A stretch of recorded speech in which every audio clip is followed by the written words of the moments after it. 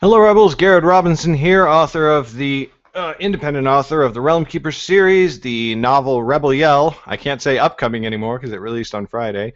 The Touch Trilogy, Non-Zombie 1 and 2, Hit Girls, The Ninja Bread Man, and currently the fantasy serialized adventure Nightblade. This is my show of VlogaNovel where I create a book on live streaming video for you from beginning to end, outline to final draft and audiobook recording. Everything takes place on streaming video and is published on a weekly basis. Although, this is going to be interesting. Basically, okay, so first off, we're working on Nightblade Episode 6. If you want, you can pre-order that book at the link in the blue section of the screen below my face, garrettbrobinson.com/NB6. And this is Episode 6, you may have noticed if you're a regular watcher of the channel, which I know there's a few out there, there were no videos for episode 5, and basically I had a webcam issue where all of a sudden my webcam was no longer working, so I had to get that replaced, and that's why episode 5 is missing. Sorry.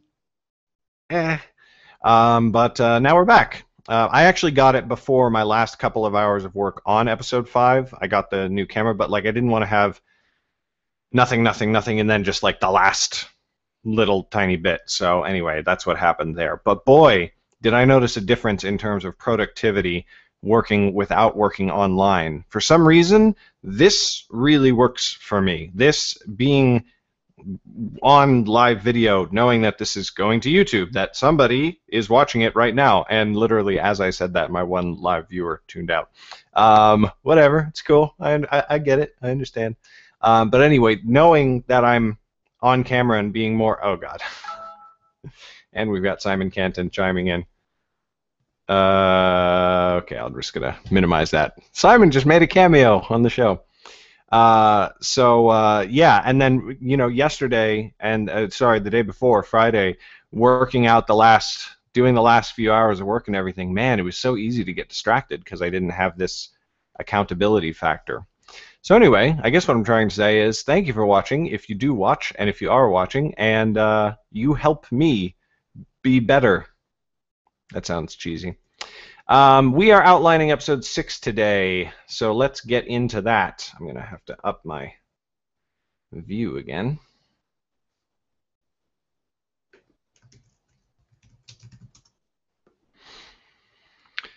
Okay.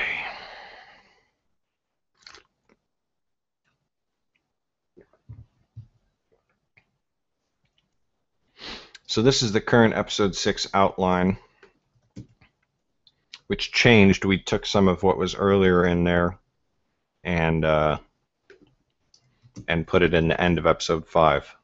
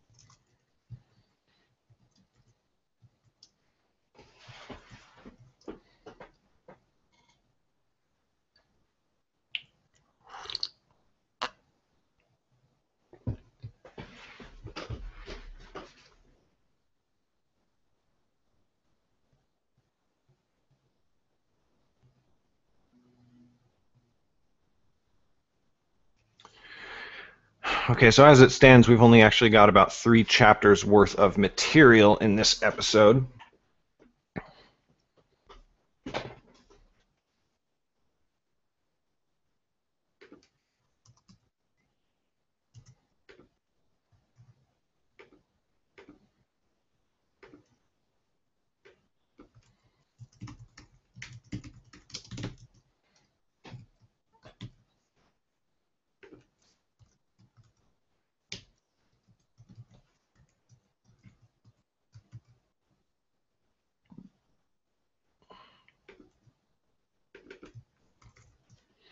And unfortunately, I really, really like the ending, so I'm not gonna just add more to the end, which means we need to figure out more story happening in the middle.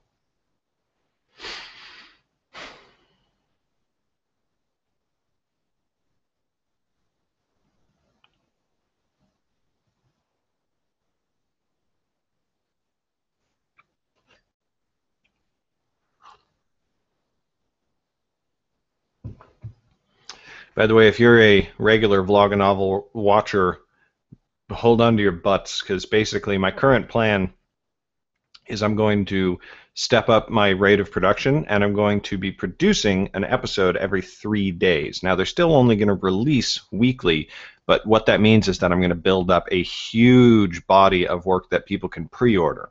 So people can just go and just pre-order, pre-order, pre-order all the way down the line, or pre-order the volumes if they want to, if they're not a weekly reader. And that means that basically every week, people who pre-order everything will just have stuff coming into their Kindle library, and that'll and I'll basically just ka-ching run off a bunch of transactions at once.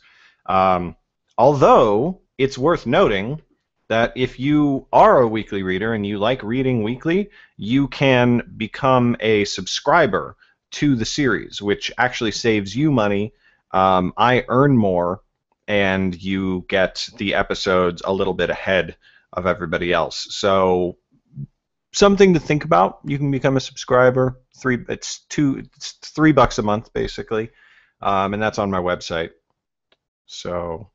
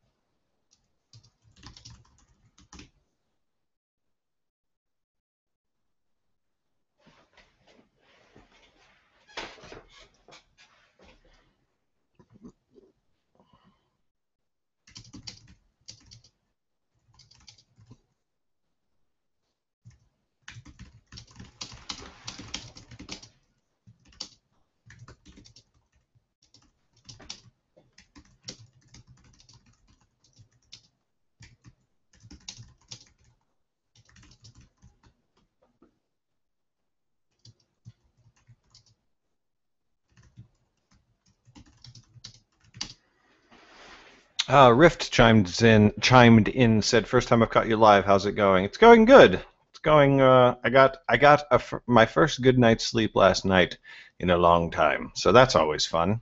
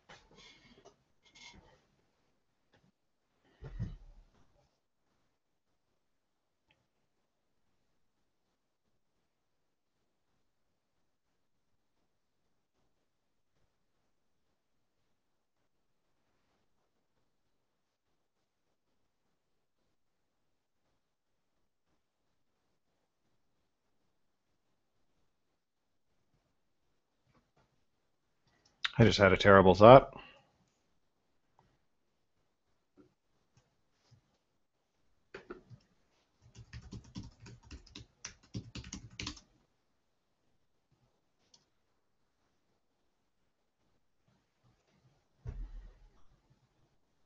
Oh no, I'm good. Okay. Whew. I thought I had completely forgotten about a commitment that I had, my We Make Movies podcast.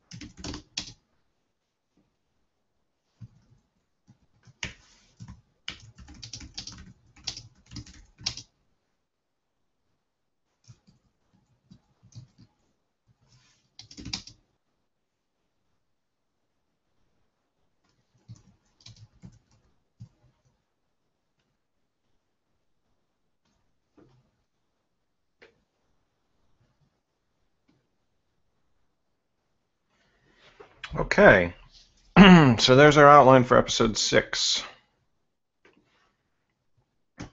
Just copy this in here.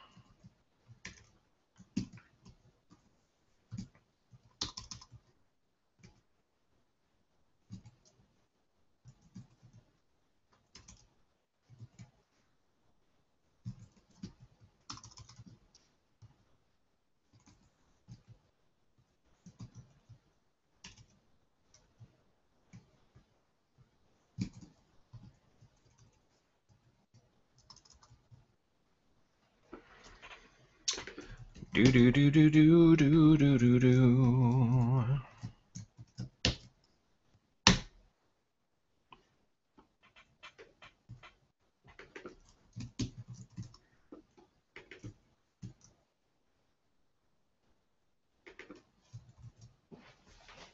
So, since we're nearing the end of Nightblade, which is the first volume, so I've decided that the series is going to be called the Nightblade Volumes, and so Nightblade is going to be the name of the first book. And basically, what I'm going to try to go for in this series, in the Nightblade volumes, is that it's going to be the Jack Reacher of fantasy, sort of.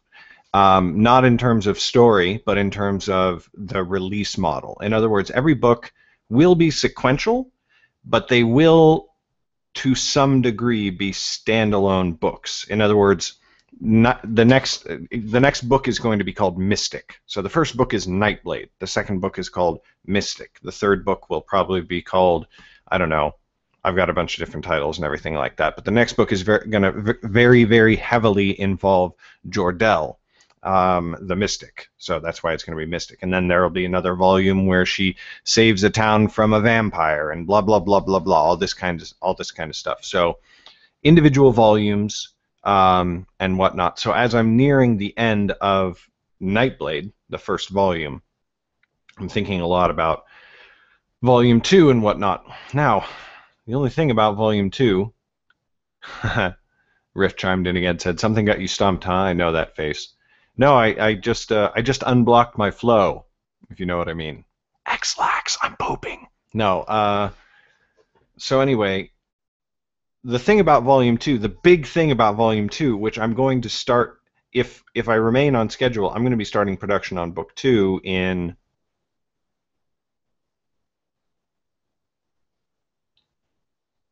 11 days.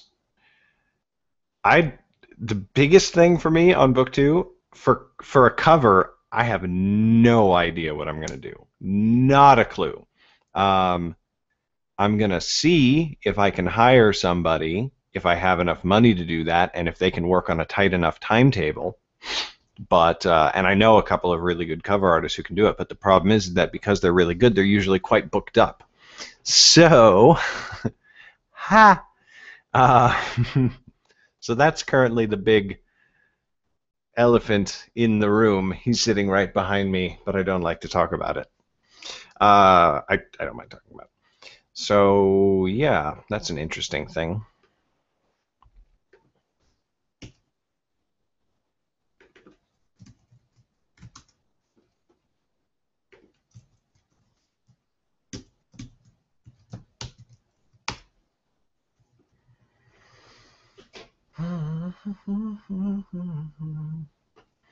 Okay, so we've got new back matter, we got new front matter for episode 6.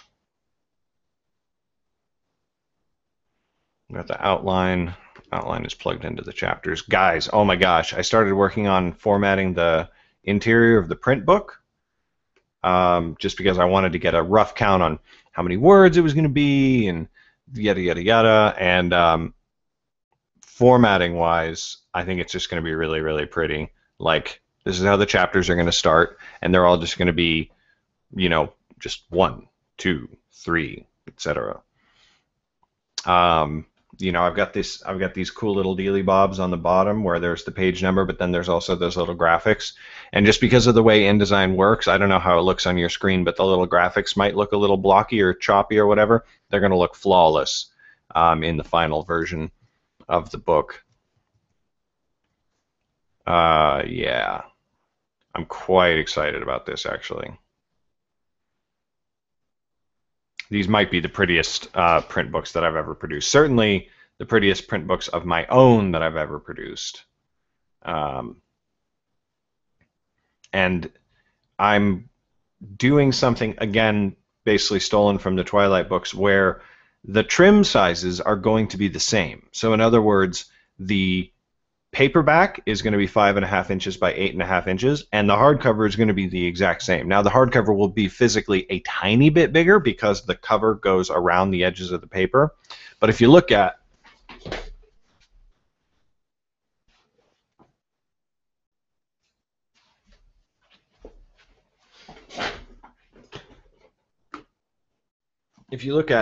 Twilight and Breaking Dawn together, trim-wise, they're the exact, the exact same size on the paper and whatnot. I don't know if Breaking Dawn is actually a longer book. It probably is, because they usually are longer in the series, and they split it up into 2 movies and blah, blah, blah, blah, blah. But in other words, these are the exact same size, trim-wise. They're both, I think these are 5.5 by 8.5 inches. So I'm basically just gonna do that. Obviously, my hardcovers won't look as good as the Twilight ones. Oh my gosh, that's super interesting. I never knew this before, but Twilight did a dust jacket, which is what I prefer, and they printed it on the casing as well. So that's really crazy. That option is not available to me, unfortunately. Man, if somebody ever... I want to just put out a call to CreateSpace. CreateSpace, you would rock the effing house. And I don't know, this is probably not being done because of profit margins and whatever. But if CreateSpace made available a bunch of the tools that are available to, like, legit publishing houses, if you let us do things like print it on the cover and do a dust jacket, Zach Bolger, ZC Bolger, my co-author on Realm Keepers, would go nuts. If you would let us design hardcovers with different fonts on the spine. That's one thing about Lightning Source and Ingram Spark, is that their hardcovers are very pretty, but you can only have one font on the spine, and you can't put anything on the cover. Like, that's not a good example. But you know how hardcovers will often have designs printed on the front of the hardcover itself. Can't do that. We can't do embossing. We can't do foil. All kinds of things. And if CreateSpace ever enabled it so that we could actually do all of these things with hardcovers, I think a lot of people would design hardcovers like that. And it would enable us as self-published authors to have really, really fantastic, for live events. Like, honestly, I don't make a crap ton of money from selling paperbacks or hardcovers at all. It's such a tiny part of my income, but the fan relationship factor is huge. So anyway, just random thoughts.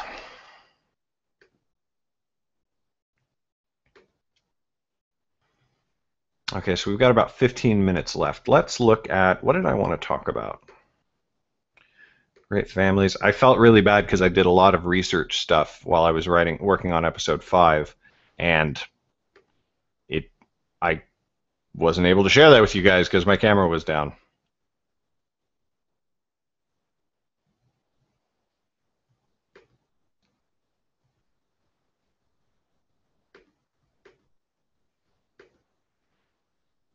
Well, we can fill in the 9 kingdoms. That we can definitely do.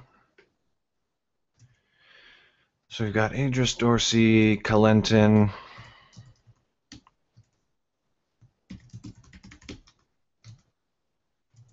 Feldemar.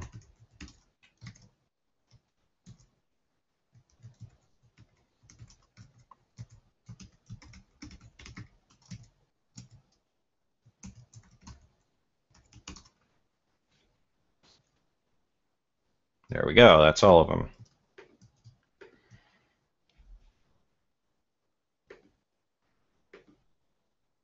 So there's your 9 kingdoms. Now, obviously, we've only really explored Selvin very much so far.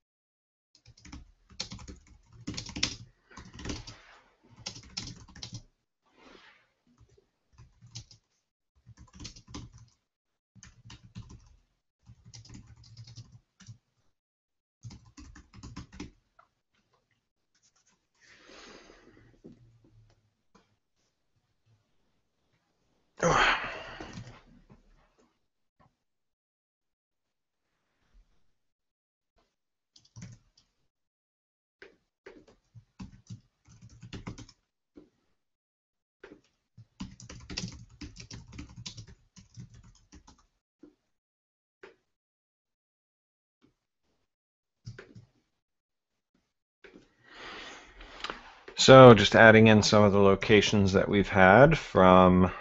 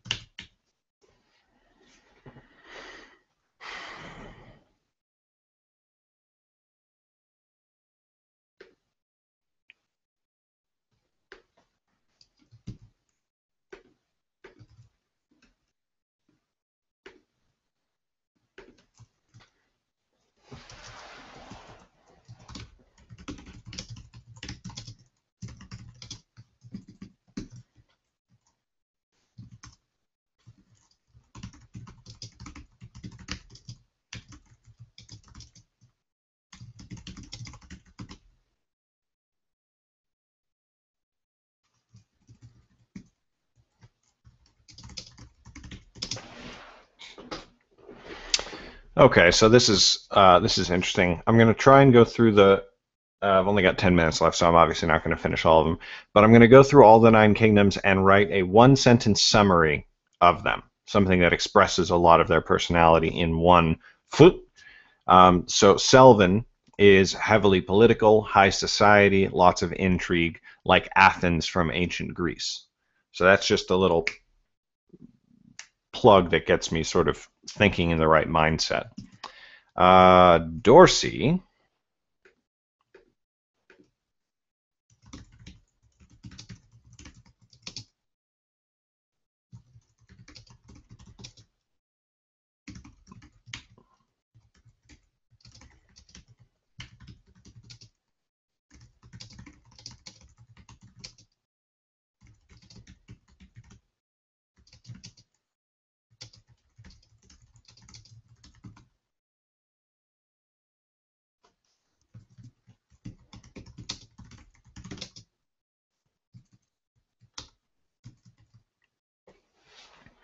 Dorsey is the largest kingdom, economic powerhouse, borders three oceans, thinks very highly of themselves, often meddlesome, like a much worse version of America.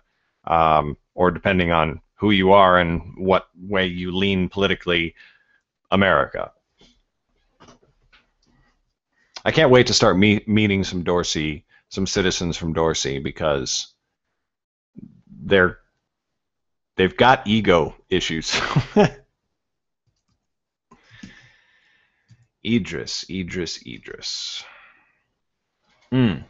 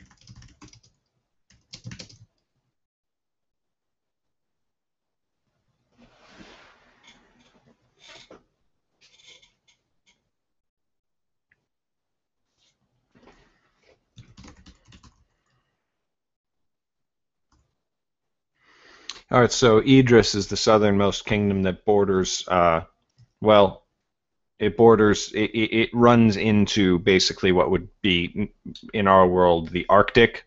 Along, as you can see along its south, that line is basically where shit starts to get very cold very quickly. um, but it's like Alaska, where it's like, okay, during summer it's not that bad, but then during winter it's like, get your ass into some shelter.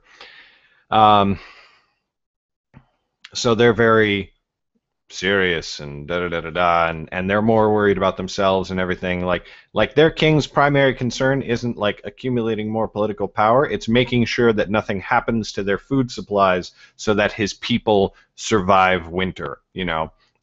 So uh, kind of like Winterfell, basically, where they don't try and get into all the political, like Ned Stark in the Game of Thrones series. He's like, I don't care about this political stuff. He only does it out of like a sense of duty, and mostly his concern is just taking care of his family and taking care of his kingdom.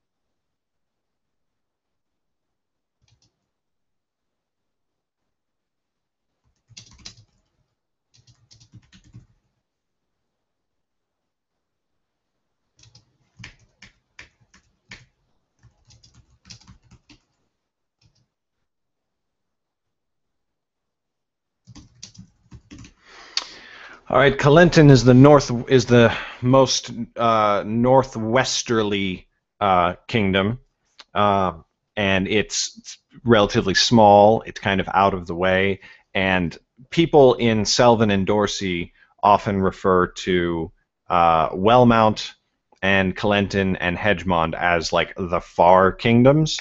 Uh, Basically because they don't really seem to care about the rest of the Nine Kingdoms. It's like, yes, they're all allies and whatnot, and into who, but they don't. They're not. They're like, oh, is that happening over there? Oh, okay, cool. I'm just gonna keep plowing my fields and surviving the winter and all that kind of stuff. Idris should really be considered a far kingdom, but because Dorsey and Idris are so close together and so often intermixed with each other, either in a good way or a bad way. Sometimes it's one, sometimes it's the other. They don't really consider them one of the far kingdoms. So so most citizens in Calenton are completely unconcerned with goings on in the south.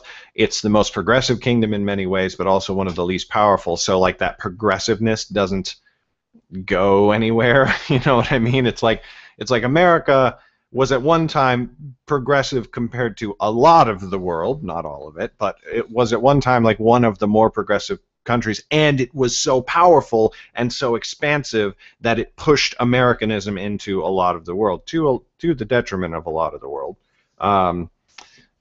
But if it was, it's more like, well, you know, I made, you know, my two-word summary here is basically New Zealand. It's like if New Zealand just became the most progressive country, the utter utopia. I mean, it is in a lot of ways super progressive and very utopian. I am in love with New Zealand and would love to live there one day. It's just a fantastic country with great people and an awesome place to raise kids. However, because New Zealand isn't out there getting in everybody's face all the time, that doesn't really like spread to the rest of the world. They don't really like infect the rest of the world with that, which is fine because they're just like, no, we're here on our island, you know, piss off. I like that a lot.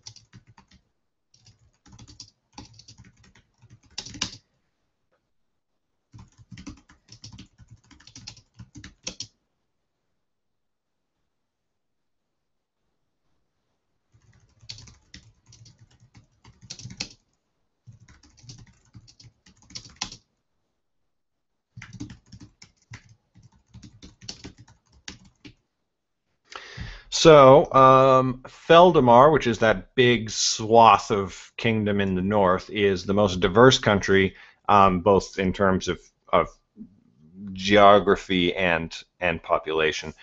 Jungles to the north, oceans to the southeast, wide grasslands to the southwest, and a big old mountain range dividing it up the middle, resulting in kind of a hodgepodge of citizenry.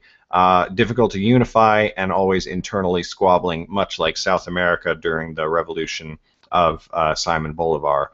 That was a thing, was that like it was difficult to muster any widespread support for a revolution. Like that was part of the job of the revolution, was trying to keep everything unified and all moving in the same direction, and it required a really charismatic, there's our time's up, charismatic leader to you know, sort of make that happen, and an excellent team working for him and everything. So that's Feldamar in this case. And that is the end of an hour, so I will wrap up this episode of VlogaNovel. Thank you very much for tuning in. Next, I would love to spend the next hour working on more backstory and stuff, but since it's already 2 p.m. on Sunday and I'm supposed to finish the first draft tonight, next hour of VlogaNovel is going to be starting on the first draft. So if you want to pre-order this, feel free. It's at garrettbrobinson.com/nb-6 in the blue section of the screen below my face. At that page, you can also become a subscriber where for only $3 a month, you get a new episode of Nightblade every week. It saves you money. Because of the way the pricing structure works, I actually earn more money. It's fantastic all around. If you like the Nightblade series, being a subscriber is the best way to read it, because you get to read everything week to week at a slightly lower price than if you were to buy the volumes. So yeah, that's fantastic. And if you haven't yet started the Nightblade series at all, you can get the first episode for free, garrettbrobinson.com/nb-1, blue section of the screen right below my face. Thank you very much for watching. I will see you very shortly after I take a quick break. Bye.